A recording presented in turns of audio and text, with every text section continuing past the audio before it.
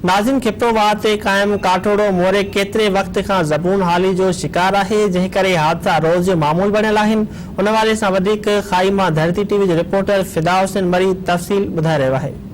नाज़रीन, हिन वक़्तु असां जेको सो खाई भरिसां खिप्रोवाह ते क़ाइम जेको काठोड़ो पुल आहे उन ते मौजूद आहियूं। हीउ पुल जेको सो हिन वक़्तु मुकमिल तौर टुटी तबाह थी वियो आहे, जंहिं करे हीउ कंहिं बि वक़्तु जानी नुक़सान जो सबबु बणिजी सघे थो। हिन वक़्तु असां सां गॾु हिते जेके हितां गुज़ंदड़ जेके मुसाफ़िर आहिनि, रहवासी आहिनि, उहे मौजूद आहिनि। अचो त हुननि सां ॻाल्हि ॿोल कयूं। हीउ मोरी ॾाढो ज़बून आहे। हिन हुकूमत में न पियो ठहे, हिन हुकूमत में पाकिस्तान खे दुबई करण जो प्लान थियो हुयो, पर हीउ मोरी असांजी नथी ठहे। एॾो बजट पेश पियो थी वियो, केॾांहुं पियो वञे। असां ॾाढा ॾुखिया आहियूं, असांजा ॿार बचनि सूदे केॾांहुं वञूं।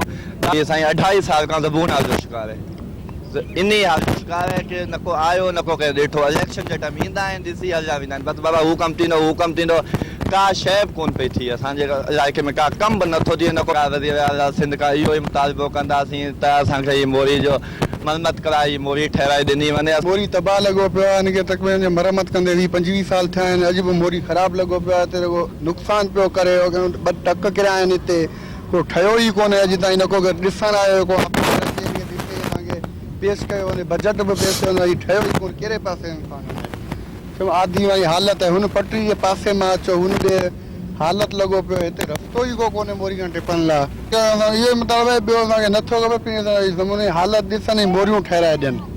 मुसाफ़िर आहे, उन्हनि जूं तव्हां ॻाल्हियूं ॿुधियूं। उन्हनि जो चवणु आहे त जेको सो हीउ पुल जेको सो 20 साल अॻु जेको सो तामीर थियो, जंहिंखां पोइ हिन जो का बि मरम्मती कमु न थी सघियो आहे, जंहिं करे हिन वक़्तु ई मुकमिल तौर जेको सो टुटी तबाह थी वियो आहे, जंहिं करे कंहिं बि वक़्तु जेको सो जानी नुक़सान जो सबबु बणिजी सघे थो।